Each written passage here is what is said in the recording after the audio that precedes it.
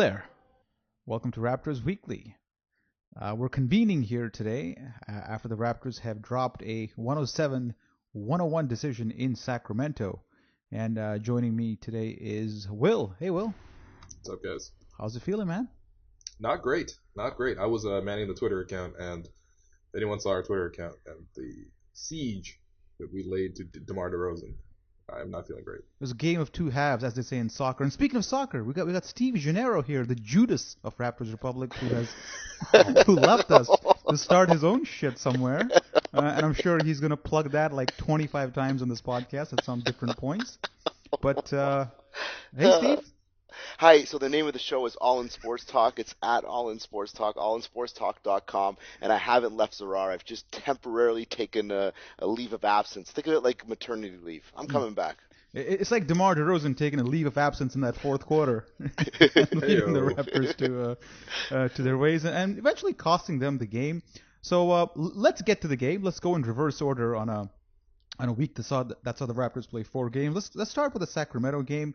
Will, you were manning the Twitter account for this one. And game of two halves for DeRozan. Tell us about it.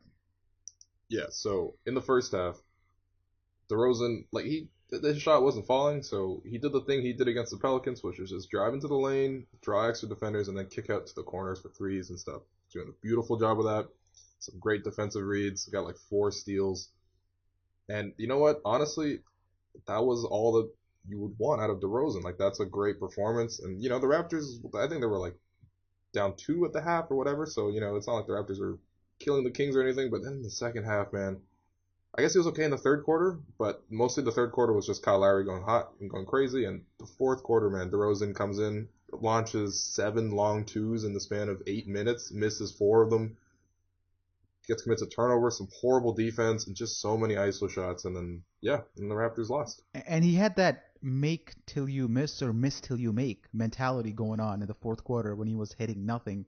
And on Twitter and just watching the game, you just felt like the Raptors, unless they have Kyle Lowry or DeMar DeRozan going on their own, they really don't have anything much to fall back on. And once DeRozan was missing and Lowry was kind of on the bench there for a bit, the Raptors had no fallback plan, no secondary offense to manufacture points, especially with JV on the bench, and we'll get to that momentarily. So, Steve, you saw the fourth quarter here. DeMar DeRozan, horrible way to end the game, going ISO a lot of times. What did you make of that? Were you surprised that DeRozan did that, considering the maturity he's shown over the last, 3 to 4 games?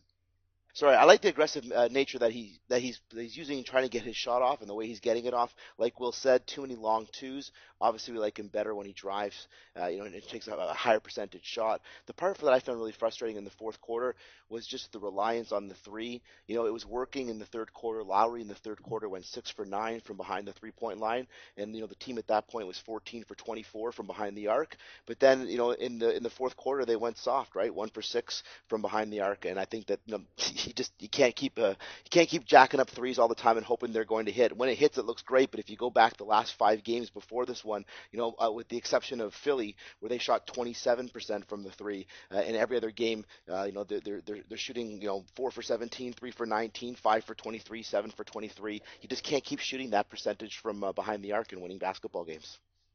What do you think of Dwane Casey's offense so far? I've been of the belief that it's been fairly positive because no, don't laugh. I mean, I've actually been less critical of him, and I've seen more ball movement this year, especially with Cory Joseph handling the rock. I've seen a lot more, a more dynamic offense. At least there's player movement. The assist count is still low, but I've been pleased with the offense just because there's better ball movement, there's better player movement. The end product still isn't great, but do you see any difference between last year's offense and this year's, Steve? I like them a lot better. Yeah, I have to agree with that. I think the offense is better. I think it's better for a couple of reasons. The first is, they're scoring over 100 points a game, which I think is really nice. But they're getting it in a variety of ways. First of all, Joseph is a great player, as you mentioned. But if you look at, let's say, a starting 5 of Lowry, DeRozan, Carroll, Scola, and Jonas, let's just say that's the starting 5. All 5 of those guys are averaging 9.5 points a game. 9 points a game or greater, which makes a difference. They're all averaging 4.5 rebounds a game or greater. Jonas, Carroll, and Scola are all giving you more than 2 offensive rebounds a game, so that's extra offensive opportunities for the team to score. And for the most part, if we go back through the season, in the games when they're winning, they're dominating not just the rebounds, but the points in the paint. So I do think the offense is different because, those were areas where we were getting exploited last year. And this season, although we didn't have the points in the paint battle in our favor against New Orleans, they outscored us 34-32. If you go back the games before that, 58-54 in our favor, 60-34 in our favor, 36-34 in our favor. Against Miami, we didn't get that, and that's part of the reason why we lost. So I think that Jonas is obviously playing better, but the team themselves, Scola is helping out in that realm. We're getting scoring from a variety of areas, and we're not for the most part, we're not making bad choices and settling for bad shots. And when we do, we see the outcome of that in a game like tonight in the fourth quarter against Sacramento. Yeah, and you mentioned Jonas here, and Will, Jonas in this game was 2 for 9 field goals, played only 20 minutes because let's face it, DeMarcus Cousins was kind of abusing him in that first half, awesome. and awesome. He wasn't good defensively. But in the fourth quarter, he didn't see any burn, and Dwane Casey went with Bismack Biyombo, who the Kings were not even guarding.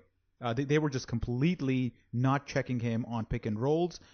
Even when Biyombo got the ball within like 1 feet of the rim, he managed to travel somehow. He'll do that. And what did you make of that decision to put Jonas on the bench despite the offense going through a really tough time late in that fourth quarter, or really the last half of that fourth quarter? I don't know. I think it's somewhat defensible in this case because I think Biyombo did do a really nice job on Cousins. It's like Biyombo played really, really great defense, and a lot of times Cousins just scored around him anyways. Cousins had like 36 points. But couldn't you say that's the same thing about Jonas too? Like he played good defense, but I mean it's Cousins scored different, around him right? anyways. At least Biyombo's in the right place. Like with JV, I don't know, when JV was covering like Boogie, like it wasn't even close. The one thing I have, just a general critique on the offense, is just like there seems like there's a lack of synergy between like playing the guards playing with the big. So like JV can get his points, but like they don't really come within the flow of the offense. They just have to like dump the ball on him in the post and then see what happens from there.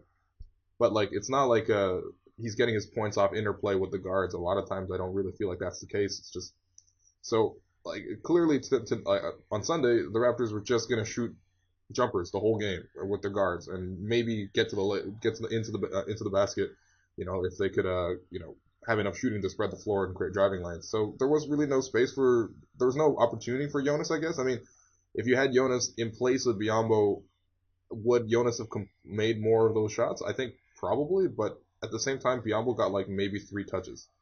So I kind of disagree with the synergy aspect because if you look at DeRozan's assists in the previous game, I thought he was looking for JV a lot, and he has been playing well with JV. A lot of his assists have gone to JV actually, and he sees him more on the pick and roll, and that's been one of the positive themes of the season is JV being involved more. So I just didn't see the point of abandoning one of your better offensive players when your offense is struggling. And hindsight is 2020, so we can always kind of say, hey, you should have played JV, but I just see a guy who's been playing really well for a prolonged stretch of time being benched in the fourth quarter when your offense is struggling. And that's what I kind of thought 5 minutes left in the fourth quarter. I said, Biyombo's been nice, but at the same time, he's killing us on the other end, so there's no... It didn't make sense to me. Someone else was also killing us on the other end. Yeah. So, Steve, your thoughts on the JV situation here against the Kings? Well, everyone knows. I think who's listened to the Raptors Republic knows my feeling on this. More cowbell. Just feed Jonas continually. But I think with 3 minutes to go, the Raptors are up 5, and at that point, the defense is what's helping them stay in this, even though they're not shooting very well. And it still looks like they're going to pull this game out down the stretch and win an important game on the road and take that first game on the road trip, move to 5-2 on the road on the season, and be in a good spot, of course, because they're going towards Golden State, which will not be pretty. And then everything kind of falls apart. So I think your point about hindsight, Zarar, is a really good one. It's easy to look back after the Kings close out an 11-0 run and say, oh, we needed more scoring, and that was the big difference, and Jonas should have been there. And so it's easy to say that now, but at that time, Biyombo wasn't hurting us, in my opinion, down the stretch in the fourth quarter. He wasn't the reason why we won and we lost this game. But I do agree with your point that most other teams, when they have a good big man like Jonas, for example, or whoever else it may be on their team, some nights they're not going to be great, but you don't just sit the guy down on that night and say, well, that's it for your night tonight. Because let's face it, he's been one of our most solid, consistent players night in and night out for the whole season. And, with the exception of maybe Philly, where he was 4 for 8, he's shooting a really high percentage. He's getting a lot of touches, and he's making the most of those touches. And it didn't start well tonight, but it certainly could have been a different story. I was shocked he didn't get more minutes. Yeah, and let's move on to Kyle Lowry a little bit. In a big game, 8 for 19, he was for 22 points, 7 assists. He was very much a free safety today. With Rondo, I think the game plan here was to let Rondo shoot and really help off of Rondo. And you saw Kyle Lowry be in all areas of the court today, and he picked up 4 steals doing that. In the fourth quarter, he got burned a little on that. But it's a strategy, Will, that makes complete sense from a coaching perspective. Like if you want to be aggressive on D, Rondo's the guy you may want to leave and concede the jumper to. Yeah, definitely. I thought Lowry did a great job with that. Like, Lowry's already a great instinctual help defender, so the fact that he was guarding someone like Rondo, who just cannot score from anywhere basically on the floor, it was it was huge. Lowry's able to supply 4 steals in the game, and I think you see the difference sometimes with if you put DeRozan in that role. So DeRozan had this one instance in the fourth quarter during his horrible stretch where he got switched on to Rondo, and his role, if he's got Rondo in the corner, he's got to be able to supply help defense and clog everywhere else. And instead he stayed on Rondo in the corner for some reason and let Rudy Gay go all the way to the basket unimpeded. So yeah, definitely the game plan is good to help out Rondo, and it'd be great if everyone can execute that plan fully. Yeah. I'm clearly not over DeRozan's fourth quarter performance. No, I mean it's one of those things that we know we're going to see that again in a few games, and he's going to win us a couple of games, and he's going to, at the end of the day, lose us more than he's going to win. And that's the reality of DeMar DeRozan, is that his game is conducive to, a couple of great games once in a while, but more often than not, his high shooting performances will work against us. Steve? I'm not going to disagree at that point either. Actually, I think I agree. I think I was going to pose the question to you tonight. Actually, if you think we'd be a better team without DeMar DeRozan, because when I look at the Lowry Joseph backcourt, I really like the way they work together. I'm so impressed with the Cory Joseph signing. I can't even tell you. 8 for 10, 17 points today, and just some massive hoops. And yeah, it's not just that, it's what he does when he doesn't have the ball that it really impresses me. It's his calm, his demeanor, his intelligence, his court sense. He's a much better player than I thought he was coming out of college. He's a much better player than I thought he was when the Raptors signed him. And getting a chance to watch him play, I'm just really impressed with him. I'd like to see him get more minutes. And if I have to choose between DeRozan and Lowry, I like the Lowry Joseph pairing better than the DeRozan Joseph pairing, or the DeRozan Lowry pairing. So, but DeMar DeRozan's a really good player, and I think there's a lot of teams who would like to have a player like him. And it's kind of silly to say that we're a better team without a guy who's our number one scorer and gets us 20 points a game. But I think that tonight we saw some of the downsides of that, and you articulated it very well, I think, already. Yeah, and we have to mention this guy because he's been so terrible all season, and finally he's finding his groove. Patrick Patterson hit 3 threes in this game today, playing against his former team. His confidence seems to be coming back. He's a bit of a streaky shooter, so he's one of those guys whose performances don't necessarily carry over to the next game. He's equally liable to go 4 for 5 in the next game or 0 for 6. It really doesn't.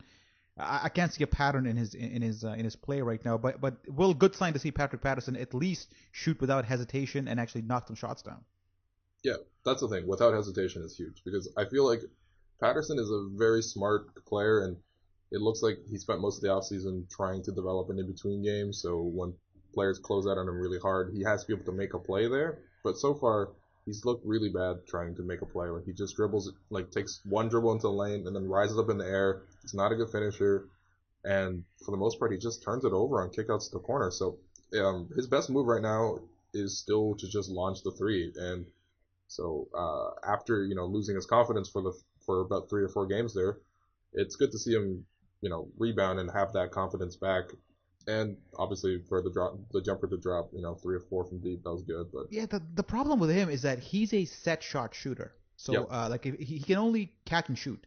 If you ask him to dribble one and then take 2 dribbles in and pull up, he can't hit that. Some guys actually can only hit that kind of shot, like DeMar DeRozan. Like, he's better when he takes 2 dribbles and pulls up, rather than if he's wide open at the 3-point line. For whatever reason, his rhythm is that. Patterson is the complete opposite. He can only catch and shoot. And if you ask him to even dribble the ball once, take one step in, his whole his rhythm just is completely thrown off, and it's going to be a brick. Yeah. Well, the thing with Patterson this year is though, like the acquisition of Carroll, like they're playing Carroll a lot at power forward and going small with Cory Joseph in the lineup down the stretch. So like instead of last year where Patrick Patterson would play all the time in crunch time, now he's gonna get like very little crunch time minutes. Like he played 0 crunch time minutes against the Kings, for example. Yeah. Let's pull back a little bit and talk about the week. Let's start with New York when we faced the new juggernaut of the Atlantic, the New York Knicks, who are presently what are they? They were 5-3 at the time when they beat us. They're now 5-6, so they've lost a few games. This game was the one that just hurt the most, I guess, during the week because it's the freaking Knicks and you're playing at home. Steve, you caught the action here? Yeah, I don't really have much to say about the game because to me the game can be summed up in like two basic statements. The first one is that I think Porzingis is just awesome, and I love watching that guy play. And then the second is that the reffing was atrocious. And it's a game the Raptors I think should have won. So now the Raptors will have many games this year that I think they should have won where they'll shoot themselves in the foot, and this Knicks game kind of falls into that category as well. But clearly down the stretch, the referees just blew the call, and I think that's significant in that game. I don't know what else to say about the Knicks game. What? I mean, we shouldn't be in a position at home against the Knicks for that call to matter. But Will, what happened on that play where Carmelo Anthony both traveled and stepped out of bounds? Yeah, he clearly stepped out of bounds, and even the ref Ed Malloy admitted it after the game, and in the NBA they have those 2-minute reports, and they said, we screwed that one up. So I can't necessarily blame him for that. I agree with you. The Raptors shouldn't have been put in that position, but honestly, I just generally get this impression from the game that the Knicks were super, super lucky. Like they had a lot of shots go their way. Like Lance Thomas shot 3 of 3 from deep.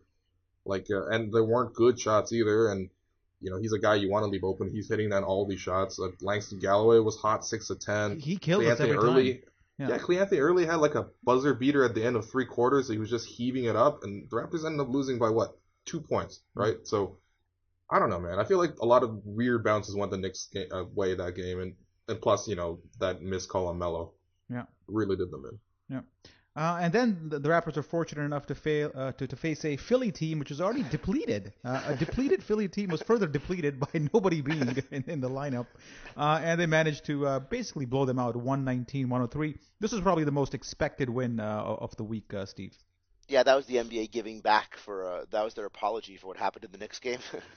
Is they gave us Philly the next night to make back up for it. Yeah, Philly's on record for basically wanting to lose every single game again. So the good news is that this Raptors team wins those games because of course Zarar, you and I have been covering this team long enough to remember when those games weren't even gimmies, and we thought we were better than we were, and we go in and we lose a game like that. They're winning that, and those ones you just have to take. My brother Mike calls that taking out the trash, and good teams take out the trash, and the Raptors they did that.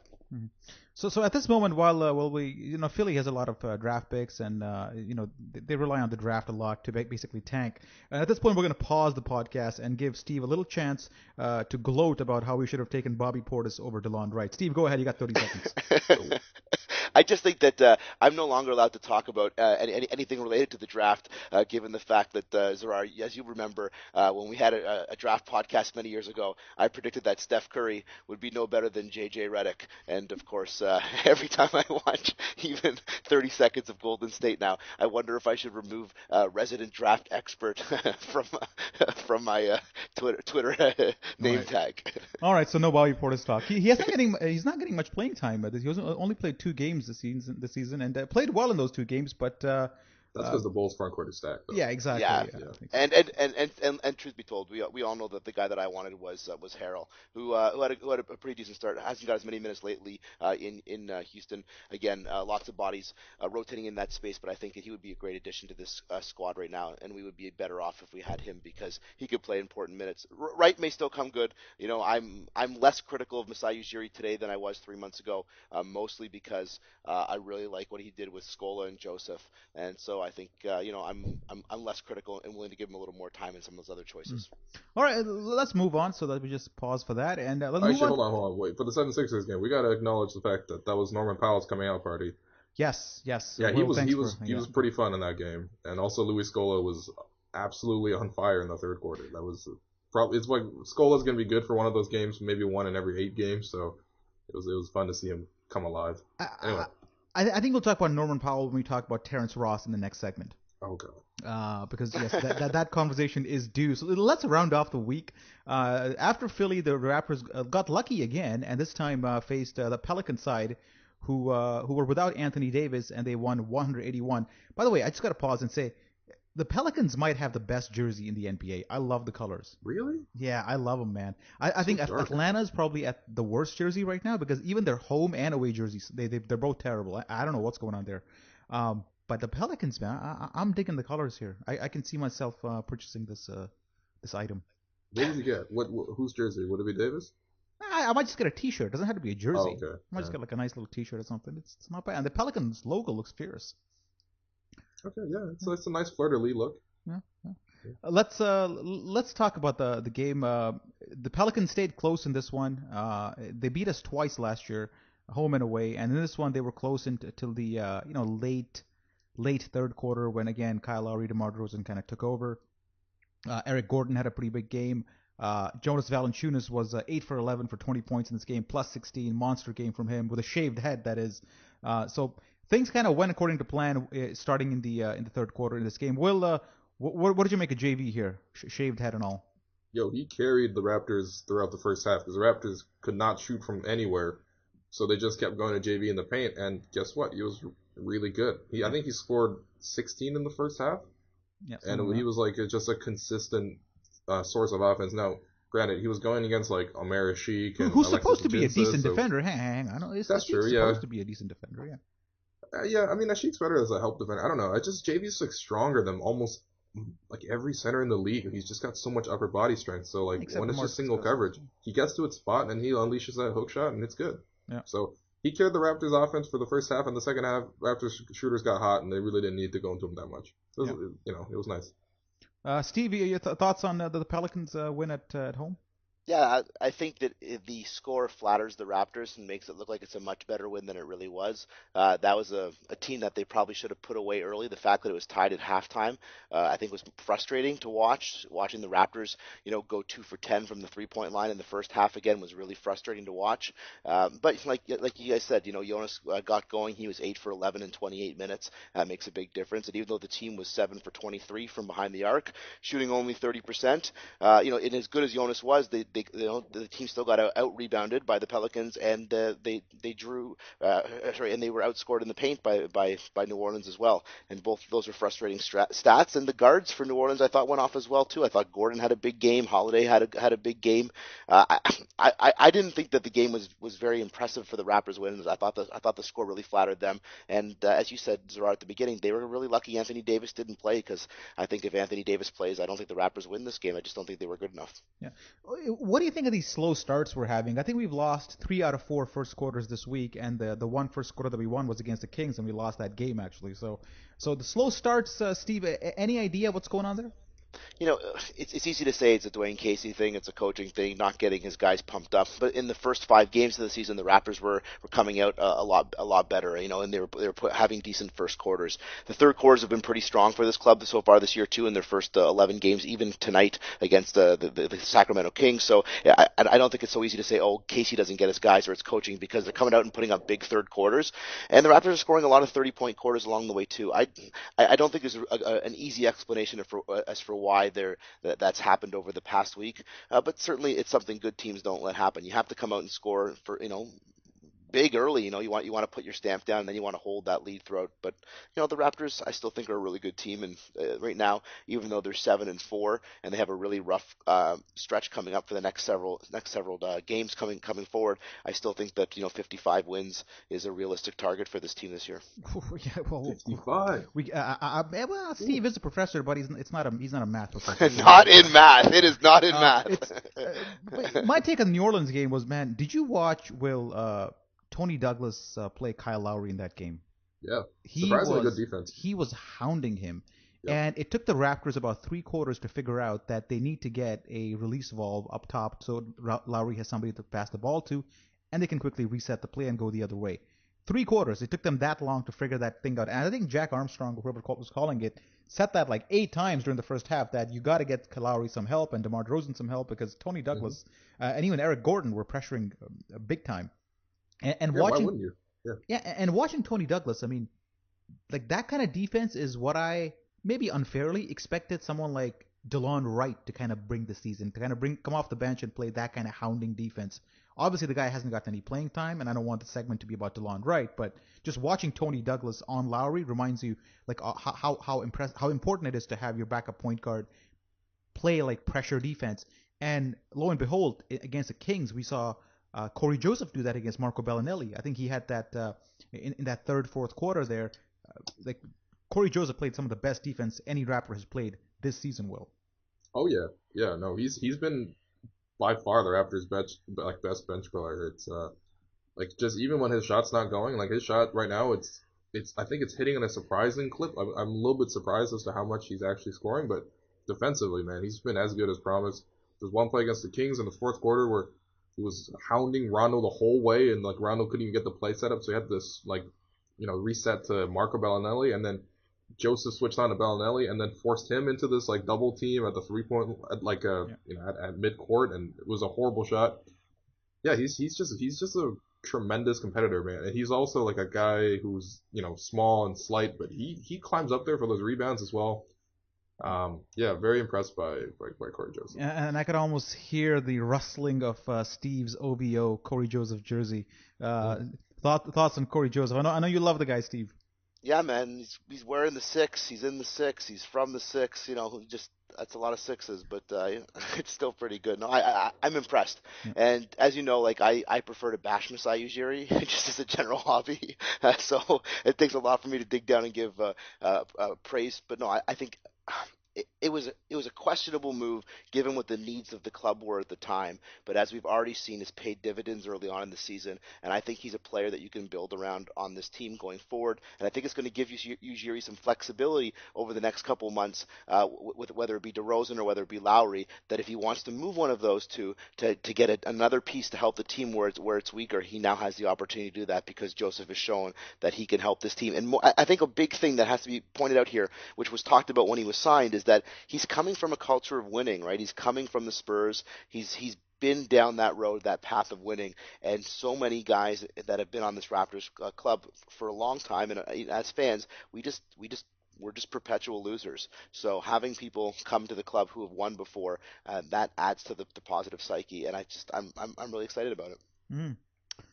All right, so I think that covers the week, and we'll give Steve a chance to bash Masai Ujiri when we bring up Terrence Ross momentarily. But let's take a quick break and come back after this. After a serious collision, you expect your insurance company to treat you with the respect and dignity you deserve. But for some reason, they're dragging their feet and denying your claim every step of the way. That's not right. I'm Brian Goldfinger of Goldfinger Personal Injury Law. When you've been involved in a serious collision, my law firm is there when you need the help the most. Visit goldfingerlaw.com and get us working for you. Welcome back to part 2 of the podcast. Shout out to our sponsor, Goldfinger Personal Injury Law. He's going to be helping out Terrence Ross while Terrence Ross recuperates from his thumb injury. Goldfinger Personal Injury Law, 416-730-1777. Give Brian a call. Big Raptor fan. He'll help you out just like he's helping Terrence Ross right now. He's not actually helping Terrence Ross. No, he's not. He's not helping Terrence Ross. Legal disclaimer. But Terrence Ross is beyond help, though, so he can't really be helped by anybody. So let's talk about, there's the contract and there's the injury. Let's tackle the injury first. So he was out with a thumb injury for an actually it's unknown amount of time, right, Will? Yeah, he said, apparently he told reporters, including our own Blake Murphy, that he'll be out at least 2 weeks. At least. At least. How long does it take to get really, really good at Call of Duty? Probably 2 weeks. And it's a thumb injury, which also happens to be the finger you use the most on the PS4 X button and the analog stick. So I'm not saying anything. I'm just saying that the two things are kind of correlated here. But But Ross being out has given way to Norman Powell, who showed up against Philadelphia and had his coming out party, and he had that big dunk on the break. And he looked aggressive. He looked confident. He looked productive. He looked nimble and into the game. Basically, he looked everything that Terrence Ross doesn't look. Steve, thoughts on Norman Powell? I know you're a big UCLA guy, and you were excited to have him on the team at the start of the season. This must be no surprise to you. Well, I think that this is what we saw him do at UCLA last year. He's a true redshirt, right? So he sat most of his first year, and then he had a chance to play extra minutes last year when Looney got injured. He came in and he was able to really carry a lot of the scoring load for UCLA, and we've seen some of that translate right now with the Raptors, where he gets an opportunity. We saw it in the summer league as well. He has skills, and they will be valuable at times. I don't think he's the type of player that will be a core player on your franchise in the short term or in the long term. I still think he's probably better off spending most of this season in the 905 rather than on the big club. But yeah, in stretches he can come off the bench and he can get you some points and he can help. But he needs to grow. But he's a hardworking guy and he's got some talent. And I'm confident that if the Raptors want to invest in him and give him the time to grow, that he certainly can become a solid NBA role player or bench player. Certainly his time at UCLA, redshirting into becoming a core starter for that club, demonstrates that. Steve, this Saturday night, I had to really reevaluate my life. When at 7:30 p.m. on a Saturday night, I was covering the Raptors 905 game. And I saw the likes of Scott Suggs and Bruno Caboclo, and just a bunch of no-names basically jack up shots in a league where big men don't get any respect and they're just there to rebound. And the one thing that I concluded from that evening, other than me really looking myself in the mirror, metaphorically speaking, was that I'm pretty sure that Norman Powell is beyond that league. I think if you put him in the D League, he might be the best player on the 905, and perhaps on a bunch of teams there. I think he's well ahead of the guys that are in the D League. Yeah, that's my take on it. So I totally disagree that he should be spending his time in the D League. But moving over to Will, Norman Powell, is your perception a little more forward thinking than Steve's? I'm not sure if he's going to be a long-term core piece, but I mean, I like the tools that he has. Clearly, he's missing a jump shot, which would open up his game tremendously. But I like rookies that play hard and that are not shy of contact. And Powell's pretty old for a rookie. I think he played 4 years, so he's got to be like 21 or 22. But yeah, he plays hard, man. He's always looking to furiously take the ball to the basket. That's his number one option. And he's kind of a hesitant shooter right now, but he's got that 7-foot wingspan on a 6'4" frame, and he's pretty solidly built. And he's just tenacious. And I think that with that much athleticism and that kind of wingspan plus quickness, I think you combine that with the drive, and I think that his athleticism alone should be able to make him a useful bench piece for now. And if you can add the jumper to it, I think that he could be he could be the Raptors for a long time. And honestly, that jumper, there was a couple of plays today where the Raptors swung the ball around a lot, and it came to Norman Powell at the corner three, and he had the look, but he drove and he ended up picking an offensive foul or something like that. And if he gets that three going, you can see him become part of an NBA rotation going forward. But that three has to come, and I don't think it's far off. Steve, I know you look at player shooting form a lot, and what do you think of his shooting form? Does he have the potential to get that three going, or is there something structurally wrong with his shot? I think that any player who wants to take the 1,000 shots a day to build their shot and work with a shot guru, there are guys out there that can fix your shot. Do I think he has a natural sweet stroke that some players just have? No, but that doesn't mean he can't, make himself into a guy who can make. Well, for example, on this Raptors team, you only need to make 17 to 22% of your threes, and you can start, right? So is that a reasonable expectation for him? Absolutely. But I think if you want to hit in the high 30s, I think that takes that for a player like him, I think he has to focus in on making that like this is going to be my game. I'm going to be an energy guy. I'm going to D up, and I'm gonna make threes, and that's going to be my game. And then that's what he has to really hone in on and make it happen. But can he do it? Yeah, certainly. Other than really Sean Marion and Rajon Rondo, I think just about anybody else has the ability to sort of settle in and correct their shot at the pro level. DeMar DeRozan. Yeah.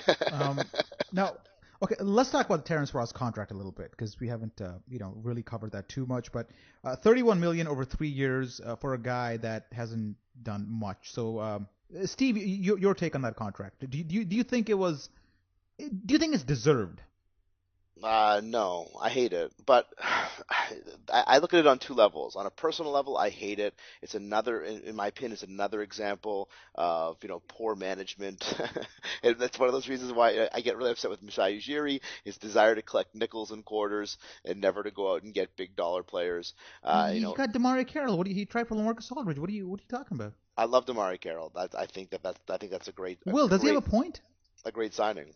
I mean, I could see kind of his point. Ujiri is a guy who does like to make value asset plays, but I mean, I think that's just a good move for GM, really. I'd rather him do that than like the Dallas Mavericks approach of like always swinging big for agents that don't come. All right. So Steve, finish your. Sorry to interrupt, but what's your second point on Ross? But I can understand why, if you're a general manager like Masai Ujiri, you would sign a guy like Terrence Ross, because if you have him under contract, there are other teams in the league that will see him as a valuable asset, and you can put him together with other assets, to have flexibility and movement to make other trades down the road. And I think that's what he's doing. He doesn't want to let him walk. I personally think that the team could put somebody better in that particular role than Ross, but Ross and I aren't really friends on Instagram, so it's hard to say. By the way, speaking of Instagram, he's been swearing at kids again on Instagram. Did you hear about this? That's why I made that comment. So what happened is that They talk about it on the Talking Raptors podcast last week. They do a really good job going over it. Well, okay, so I won't cover it here. So you go listen to the Talking Raptors podcast, and basically, long story short, he's swearing at kids at Instagram again. I mean, that's all you got to say.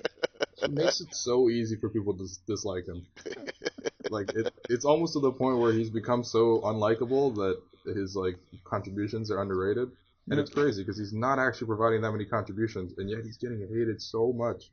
Yeah. And this stuff does not help him, man. He's just got to turn off the social media. You're like, he's 24 years old. Yeah. You guys were talking about Patrick Patterson a couple minutes ago and about his poor shooting before today. Even coming into today's game, Patrick Patterson was still shooting the 2 and the 3 at a higher percentage than Terrence Ross, and that includes Ross's game where he made those 7 shots. 6 of his first 7 shots was that against the Celtics early on in the season.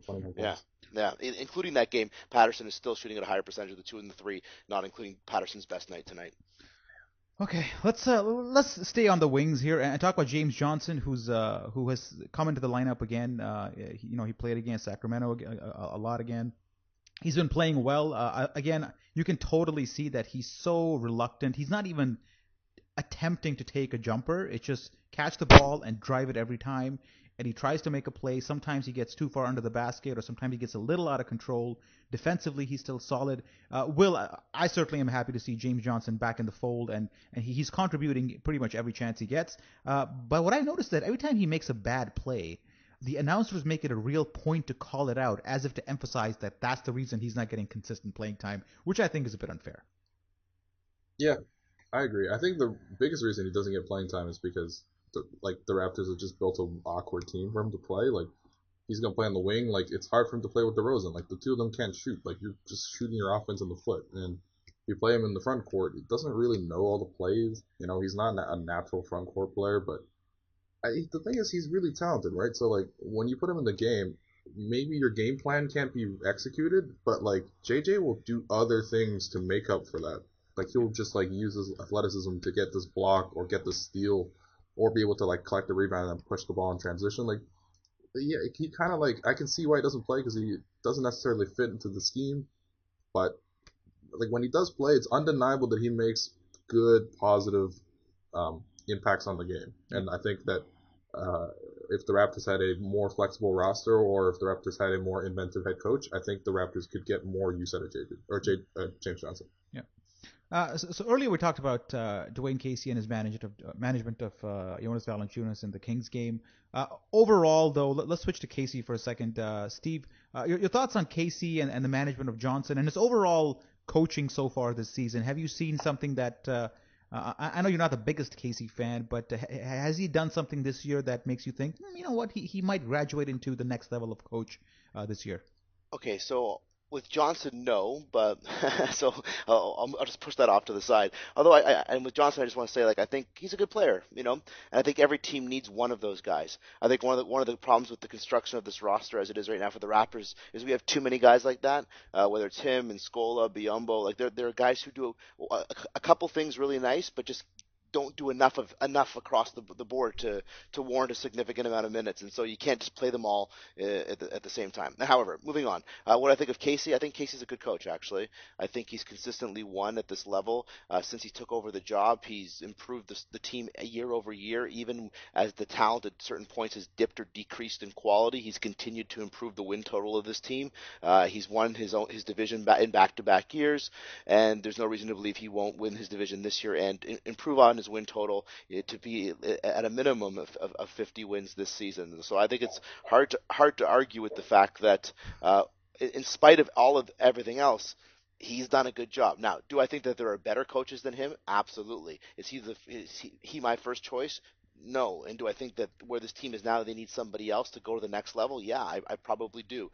But I'll tell you what, this team, they lost Amir Johnson, who was supposed to be the core guy in the dressing room to hold this team together, and yet they're still out there balling. They start the season, with road wins at the Celtics, at Dallas, at OKC. You don't do that if you have a dressing room that's not tight. You don't do that if you have guys that don't believe in each other and want to work together. And say what you want about Dwane Casey, he's managed to keep this dressing room really tight and keep them all together and focused on the same goal. And I think that that's impressive even if he doesn't own a clipboard.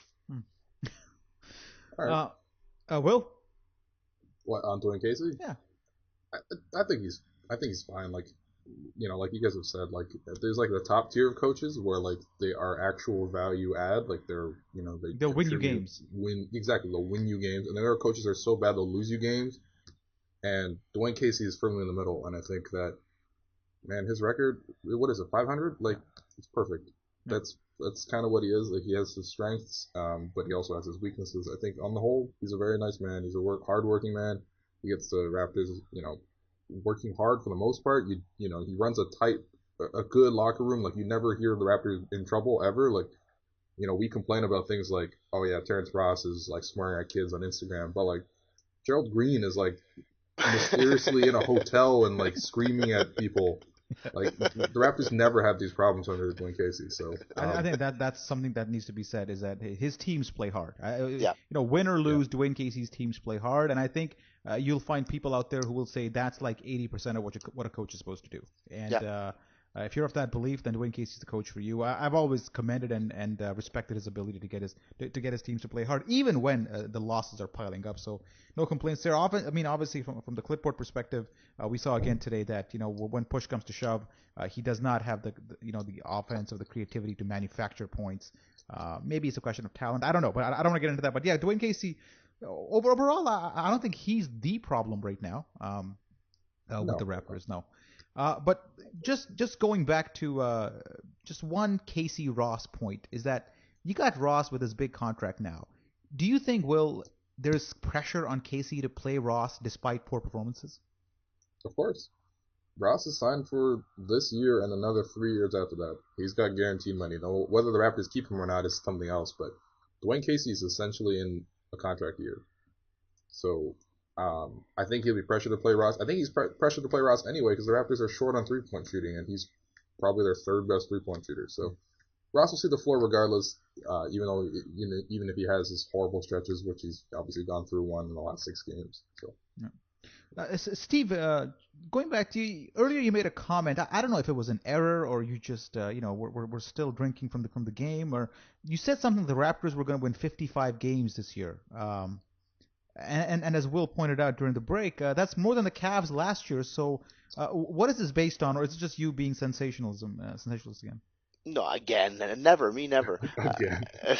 So first off, the Cavs last season, as we know, and as Will knows when he Let made me get that my point. popcorn and hear this one. Go ahead. No, Will knows when he made that point that Cavaliers team last year obviously had some injury issues and had one of the worst starts that a team that's ever gone to the finals has ever had, and the record in the They last have LeBron though. yeah, They have but look, LeBron, Love, and Kyrie. You don't have a single player as good as them. but look at their start and then look at their record from December This 1st is not until the about end of the Cleveland, season. guys. This is about the Raptors winning 55 Yeah. games. It's always about Cleveland. 55. Yeah. It's always about Cleveland. Well, first of all, You got to explain that one, Steve. You got 30 seconds. Go.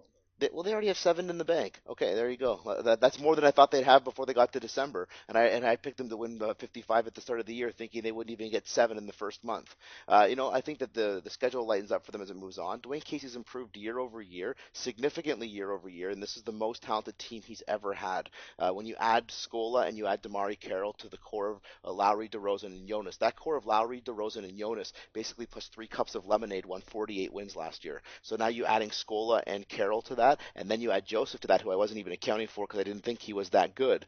You add those 3 players to this existing squad. There's no reason why they don't win. Why their win total improves over the 48 of last year. And last year's 48 should have been 50, except that they got a little sloppy in the last week of the season. So I think that 55 is a very realistic win total. Anything less than 50, I think, is unacceptable for this particular team. And actually, I got to tell you the truth, anything less than 53, I think, is unacceptable for this team. And if I was management above Dwane Casey and this team didn't win 53 games, I would not be re-signing him as the coach for next season. Yeah, I don't think regular season win total has anything to do with the coach being re-signed. But again, the red wine has been flowing in Steve for the last hour and a half. So it always does, Zarar. It always does with Maple Leaf Sports and Entertainment, because the number of games that they win affects what the fan base thinks about this team day in and day out. How many tickets they sell, how many subscriptions they have to the Raptors TV. All that. You know how MLSE works. Their focus is not on winning playoff games, because if it was, this would have been resolved much earlier than where it is now. Oh, it's totally disagree there. Totally disagree there. I mean, the Raptors care about playoff success. I think when they assembled this team, they almost acknowledged that they weren't going to win as many regular season games because it doesn't really matter in the East. And it's all about playoff success. So I think if the Raptors amass 45 wins this year and win a playoff round, that would be considered a massive success than if they won 53 games, 55 or whatever the hell, and then lost in the first round. So I just don't know where he's coming from, Will. Yeah, I also don't think the Raptors have enough depth to win 55 games. Like, we're basically carrying 5 useless players on the bench. Well, not useless. Our second best young bench player is Bismack Biyombo, Steve. So 50. Yeah. Like, but take a look at the rest. Take a look at the rest of the league. You're telling me that you can't beat. Well, we didn't beat the Knicks or the Magic, but you're telling me you can't beat the Knicks or the Magic, the Nets, the 76ers. Take a look at the Pelicans, the Lakers. We can't beat the Kings. Oh wait, that happened again tonight too. All right, let's. I think Damn it. Steve's running into some walls. You're trying to justify your point. You've actually undercut it. I kind of did that deliberately. All right, let's take a quick break and we'll preview the upcoming schedule. Let's talk about some D League.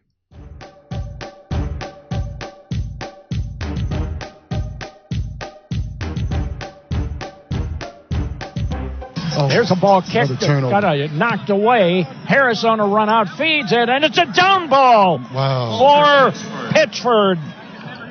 So that's some Raptors 905 versus Mad Ants action for you guys. If you guys didn't miss that on Saturday night at 7:30 p.m. If you had.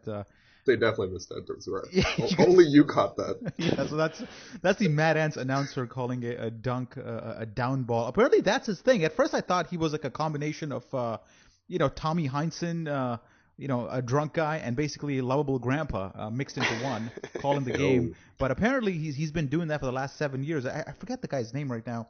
But I think he alone is worth the price of a ticket to watch a Mad Ants game. Unfortunately, he's not the Raptors 905 announcer, but boy, there is some low quality basketball being played in the D League, and I got to see some last night. I don't know if you guys saw any of the highlights or checked the game at all, guys. Anything? Totally understandable if you didn't. No, man, come on, Zarar. This is all you. Okay. Tell us what you saw. All right, okay. So here's my 2 takeaways from this game, or a couple takeaways. The first is that this league is entirely about the guards.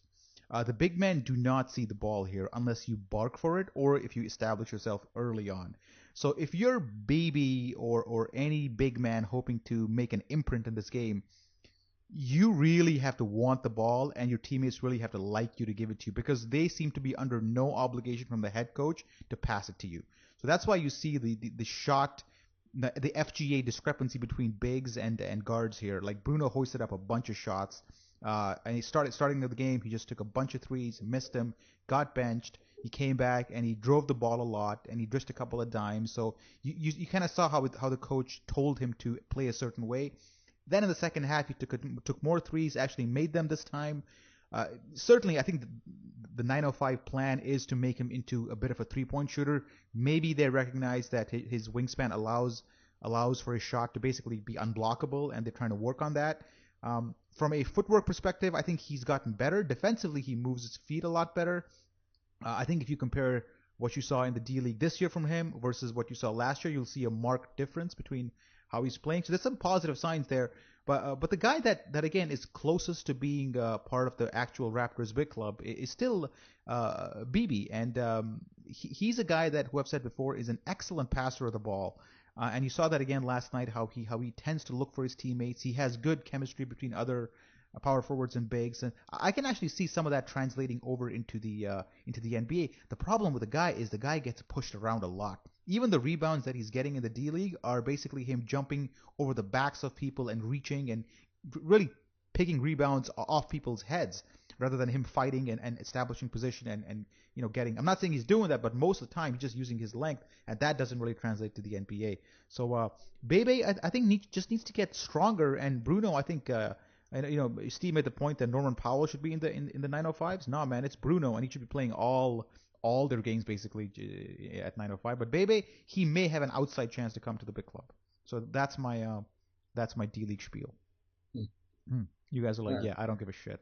Well, all I've heard is that about him is just that he has some issues with maturity, and hopefully some time in the 905 will help him sort that out. It's never been a talent issue with him, at least from the people that I've spoken to, and that they think that he can come good just the same way you've described it, but it's about whether or not he's got it together upstairs that's going to make the big difference. Just to establish Steve's point here, there's videos out there where Bruno is sitting in a shopping cart at Walmart or something, and Bebe's pushing it.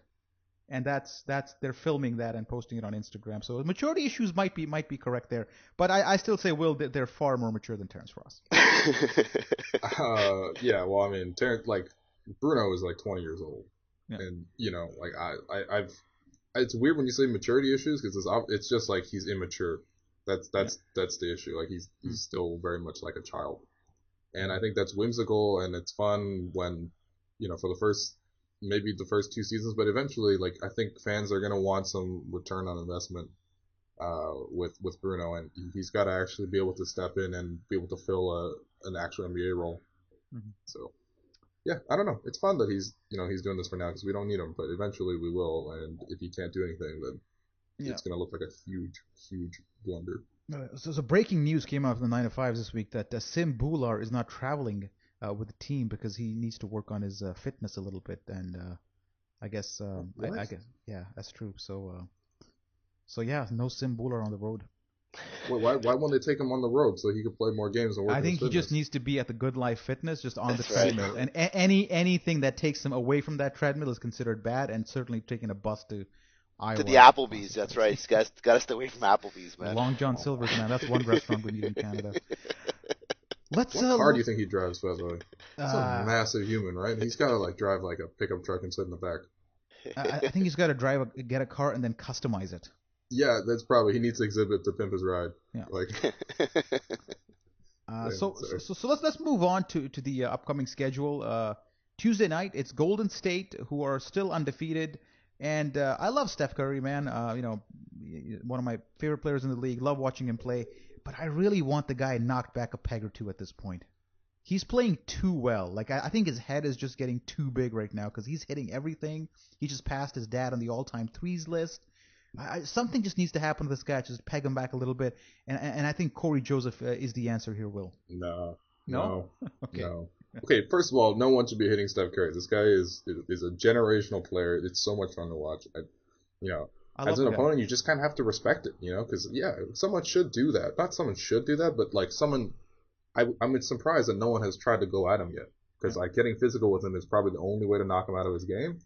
But man, he's just so much fun to watch. And yeah, the Raptors have no chance. Are you kidding? The Raptors have no chance. I think they lost to Golden State last year by a combined like 70 points. Yeah, but there was this game like 2 years ago, or like where they were up by like 30 points at halftime when they ended up losing it, wasn't it? That was on the road. That prompted the Rudy Gay trade, I think. Yeah. Like that was a death blow for Rudy. Or a lifeline, depending on how you want to look at it. Steve, Golden State versus Raptors on Tuesday night, 10:30 p.m.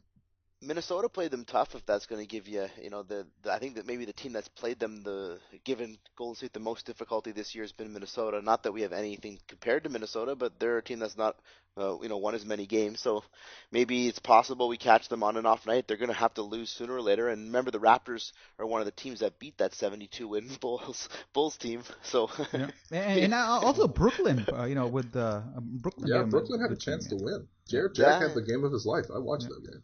Yeah, that's true. So look, anything's possible in a one night, one game showdown. But right now, Golden State, they look spectacular. And really, Steph Curry,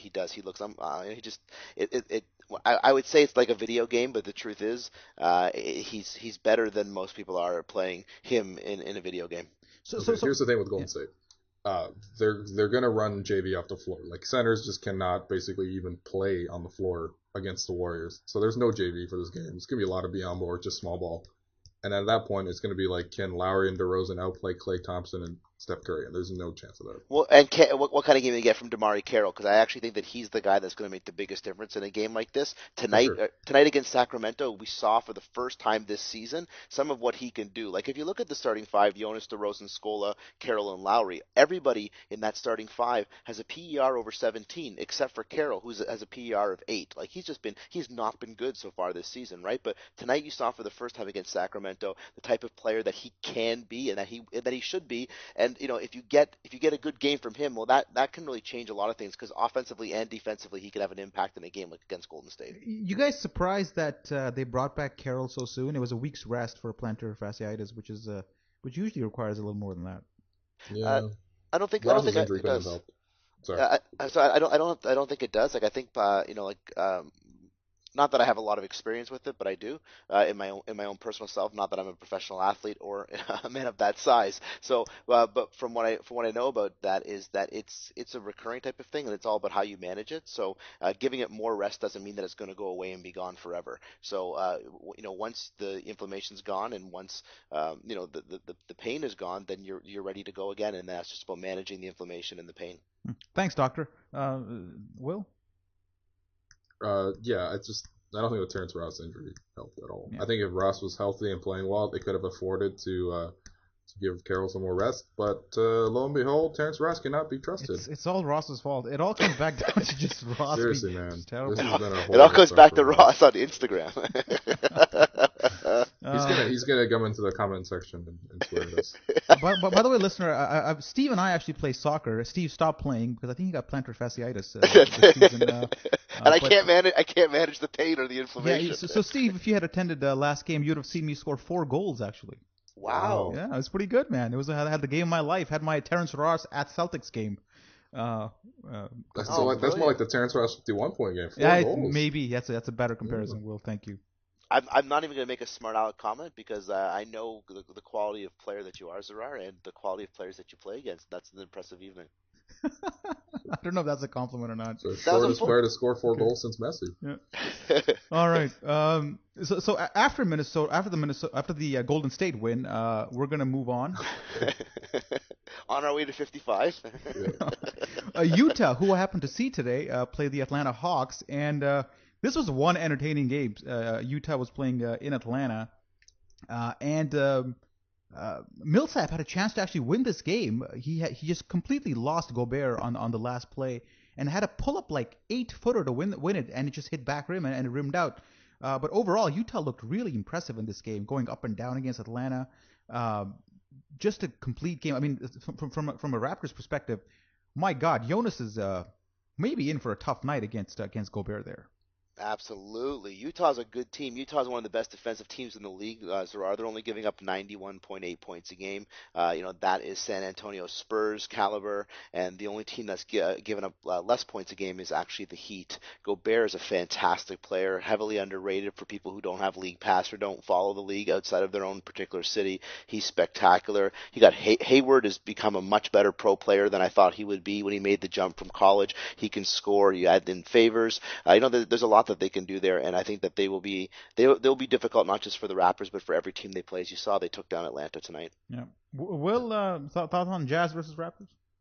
Yeah, look, the Jazz definitely do have they have the best defense in the league by defensive rating so far. So it's tremendously impressive what they're doing.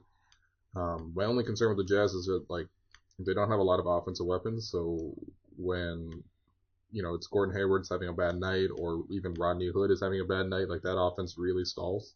So the Raptors have to come out and play hard defensively, because I don't think the Raptors will get to 100 points, but I think the Raptors can definitely hold the Jazz under 100 points. It should be a close game, I think.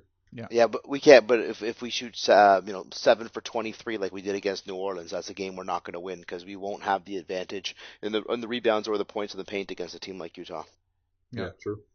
Yeah, so let's call this game. Golden State, I think we all agree it's a win. But for this one, I'm gonna pick a Raptors loss here, man. I saw the Jazz play today, and I was really impressed with their defense, and how they go from from defense to offense in transition. It's extremely quick. And then they got Raul Neto starting. Rodney Hood's a good defensive player. I can see DeMar DeRozan struggling against a defense like this. Yeah, I agree. Sure. I mean, it's going to be hard for him to get to the basket. But at the same time, I mean, if DeRozan can get Rudy Gobert in foul trouble early on, I think that could open up the floor for the Raptors tremendously. Yeah. Steve? Yeah, I think it's going to be really difficult. It's the second night of a back-to-back, so they play Golden State the night before, and then it's an earlier game the next day. I think there's a time change, actually. I think Utah's an hour behind. I think it's in Mountain Time and not Pacific Time, so you got a time change, you got a little bit of travel, and you're coming right back the very next night, probably after getting your ass handed to you. Time change? I mean, they're traveling in luxury jets, Steve. They're not traveling on the back of a horse carriage here. Do you think that really matters? Well, if you have plantar fasciitis, it does. All right, so you calling this an L or what? No, I think the Raptors win that game. You have to, because you pick 55 wins. You can't be calling losses here again. They call every game. They got to come from somewhere. No, I think it's a really tough stretch for the Raptors. We can go through them one by one. Yeah. I don't know where the wins come from, but I know they need at least 3 before we get to the end of November. Okay. All right. So maybe it comes on Friday night against the LA Lakers, where Kobe. Oh my God, has there ever been a player just going out just in the worst way possible? This is Peyton Manning. Well, Peyton Manning at least made the playoffs, and the team's at least winning. Yeah, no, not because of Peyton, but still. Peyton Manning got benched today in the NFL. It's really sad. Yeah, it's sad, but Kobe probably should be benched. He probably shouldn't even be on the roster, but he's shooting a bad percentage. He's hogging shots. I've seen a couple Laker games, and it's how Kevin Garnett with the Timberwolves is there for his maturity and teaching the young kids how to play and playing hard and not being selfish. He's actually earning his paycheck in a different way. Kobe is not doing that with the Lakers, and to me, they both should be performing the same kind of role, in their most probable final year. Garnett's actually doing that, while Kobe's just it's his self-constructed farewell tour. Yeah, but he had 17 and 8 tonight, and they beat the Pistons, who are a pretty good team, right? So he helped make that happen. So I'm just putting that out there. He's still good for a good one every now and then, and 2 and 8, 2 and 8 yeah. Pistons. Well, no. Sorry, 2 and 8 Lakers. My bad. 2 and 8 Lakers, not 2 and 8 Pistons. Pistons are looking pretty good this year, actually. Another 55-win team. Yeah, and Kobe shot 6 for 19, by the way, in this game. 6 for 19. That's a good one for him nowadays. Yeah. So Will, let's talk about the Lakers here. Call this game for me here. You got Nick Young. You got Lou Williams, who's going to be fired up here, who's also missed a couple of game winners, by the way. Call this one for us. It should be a win, and I'd be tremendously disappointed the Raptors don't get a win in this one. The Lakers are horrendous on both sides of the floor, man. They could be the worst team in the league if the Sixers didn't exist. And you can feel like Julius Randle just like after every shot that Kobe takes and he's forced to like rebound, be like, God damn, man, I could have been taking that shot. Like he's taking shots away from like D'Angelo Russell and Julius Randle, and like I know the Lakers are just like hoping he just goes away after this. Well, I mean, yeah, eventually, but I think like what you were saying earlier with Kobe not earning his contract, yeah, maybe not on the floor, but Kobe as an asset to the Lakers. People are watching Lakers games. Even if he's spectacularly bad, he's still interesting. Are they? The Lakers, yeah. People still watch the Lakers because of Kobe. Like last year when Kobe was basically this bad last year, just in a greater volume, and he was healthy for, a larger stretch of it. But like he was just as bad, and like people would like attend. Like the Lakers viewership was tremendous when Kobe played, and it was just very average when Kobe doesn't. So all right, so in terms of bottom line, I think he's earning that much money, just not necessarily based on how he's playing. But yeah, the Lakers are horrible. Like they're probably the league's worst defensive team. So the Raptors should get whatever they want. But I don't know, man. I thought the same thing about the Lakers last year, and the Raptors lost. Do you remember when Kobe Bryant crossed up Terrence Ross to the ground? Goddamn Terrence Ross again. Won in overtime. It always comes back to Terrence. All right, so speaking of Terrence Ross, up next is going to be the LA Clippers, where Terrence Ross actually had 51 points. He had him at home, but against the Clippers. This is DeAndre Jordan. I don't know if Chris Paul is back in the lineup. I know he missed a game there. By the way, did you see the two technicals the Clippers picked up against who are they playing? Was it the Rockets? The Suns? The Suns, yeah. Yeah. What? Was that a new ref? Like, what happened there? Yeah, it was a new ref. But, I mean, also at the same time, like, the Clippers are, without question, the whiniest team in the league. I hate them. So, yeah. Blake Griffin is having a monster season. Yeah, he's improved greatly. On my show last week, we were talking with Greg Mason from at Votary Hoops from Upside Motor and from Raptors Republic as well, and he was talking about just the improvement in Blake's game and the sort of the things that he's done in the offseason to really take his game to the next level, not just in his dribbling, but in his passing, his ability to sort of stick that sort of 18-foot jumper, and just really all of the weaknesses that existed in his game at the end of last season. He's taken it upon himself to improve. He looks like an elite level player. Yeah. Have you guys seen Jamie Foxx do a Doc Rivers impression? Yeah. Have you guys, it was on the front page of ESPN a couple days ago. It's pretty good. Have you guys copied this one? And you did some incredible impressions. John Legend, Mick Jagger, Doc Rivers. Yeah, with the Clippers, I mean, we got to get guys. It's not Blake's fault. We did a great job, but at the same time, we got to get better. And I don't know what's going to happen next year, but I know that, I got to get a lozenge or something. This is crazy. Order a value meal at McDonald's as Doc Rivers. Hi, I'm McDonald's. Yeah, I said, let me get I'm sorry, sir. I said, yes, let me get a Big Mac. I'm sorry, sir, I don't understand. I said, let me get a Big Mac. God, this is crazy. Some McNuggets. Sir, I can't understand. McNuggets, I'm going to drive it up. It's not Blake's fault. That's good. Yeah, Clippers. Where were we? Clippers, I've seen them play. I just want to see the Raptors like foul DeAndre Jordan 85 times in this game. Because that's my new thing. It's my guilty pleasure in the NBA, watching teams foul DeAndre Jordan in like the second quarter and the whole half take about an hour and a half to play. That's the new thing with the Clippers. They're terrible to watch. They're one of the most. Blake Griffin is the only reason I could watch a Clipper game, and that's it. Really? Yeah. Man, the Clippers play some beautiful basketball. At least on offense. No, I don't like it.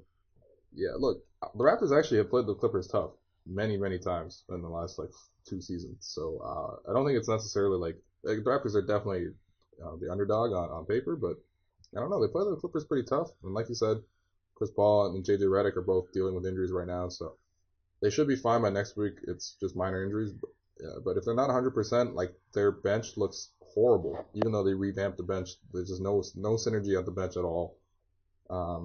I don't know. I kind of like the Raptors for a win. Yeah, I do too. Actually, well, I think of course you do. Yeah. 55. I think the start time will benefit the Raptors in this one too. So it's an earlier start rather than a later start, and I think that I like the Raptors to beat the Clippers. Yeah, Steve's all about the start times and the time zones. That's it, That's buddy. right, yeah. It affects the plantar fasciitis. Yeah. It does. I think the higher air pressure or lower air pressure or whatever it is in a plane helps it. Nice. That's factually incorrect, but continue. All right, so Steve, before we sign off, let's talk about your show briefly. So you left Raptors Republic. I did not return text messages. I've never left Raptors Republic. And now you're doing this thing with some dude from Ireland. What's going on here? Yeah, so thanks, Zarar. Thanks for giving me the opportunity to talk about my show. As you know, the Doctors in podcast has been a somewhat regular affair on Raptors Republic for many years, and it will be back and we'll continue to. But as you also know, I usually don't like to start the Doctors in until around the All-Star break. So in the meantime, I have a weekly podcast where I talk all sports, not just NBA, but all sports with guests from all types of media outlets around the world. And we run every single Thursday, allinsportstalk.com, on Twitter, @allinsportstalk. And come and check us out. Hopefully you like it. If you're an NBA fan, which you are if you're listening to this podcast, we're just talking about Chris Paul. We have a promo right now where you have a chance to win a pair of game-worn and signed Chris Paul shoes. So if you want to check out... How do you know for sure they're game-worn? Like, is there like some DNA evidence of his sweat in there? How do you figure that out?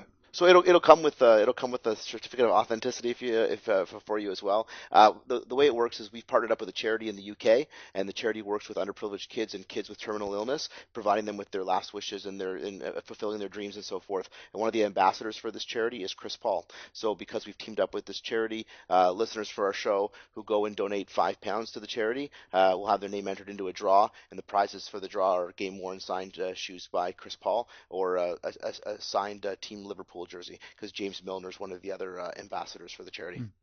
You know who would not be a good ambassador for that charity? Terrence Ross. Oh no. So all in sports talk. Give it a listen, please. All in sports talk. Definitely, I've checked out the pod a couple times, and it's enjoyable. You guys do a good job. Though the audio quality, man, you gotta fix the audio quality there. Yeah, we're working on hiring some high quality producers. Right. Okay, will you still you employed, or do you need a job? Because he can help out here.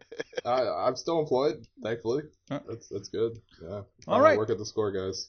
Check it out. It's a great app. Okay. Yeah, thescore.com. Yes. Will, do your plug, man. What are you plugging? That's it. I'm plugging nothing, man. I think plugging everybody. Myself. Guys, I think everybody follow me has on Twitter. I shit on DeRozan a lot. Hey, can we just talk about the Score app for a second? Okay, God. Don't get me in trouble. No, I'm not getting in trouble. But there's one request that I made of if the... If you get in trouble, personal injury lawyers... Right. Hang on. Let me just have my piece. Goldfinger. Let me just have my piece here. All right. I'm looking for an NBA app or a box score app which in portrait mode shows me the field goals made and field goals shot. The FG to FG. Because to me... Portrait mode? Yes. Because to me, you cannot look at a point total in a box score. It's completely meaningless to me without what the person shot. Like Kobe, 19 points, whatever. Wow, he had a decent game. Oh, 6 for 19? That's terrible. So I think that the how you shot is critical to know how a player did, and to hide that information only to be available in landscape mode it's just scandalous. It's scandalous. Yeah, look, I don't know what to say. It's a great app. You guys should all download it. No, that's a good suggestion, man. For real. But we're trying to improve the app. So I could say I'm going to pass it on to the devs. I probably won't. I'm sure other people have made that same complaint. Actually, there's another app out there that's the NBA Game Time app. If you tap the box score on that one, if you just tap the field goal, I think it pops up as a little mini thing, and then it'll show you the shooting performance. That's what's called bad user experience, and I think we'll call it a day. Will, man, thanks a lot for coming on. Again, the app is great, by the way. It is a great app, guys. Yeah. You should really download it. Yeah, Steve, it has no ads at all. Steve, good luck with the All in Sports Talk, and hopefully we'll see you post All-Star break to cover the draft. Always. I will never leave Raptors Republic ever. Gotcha. All right. See you guys.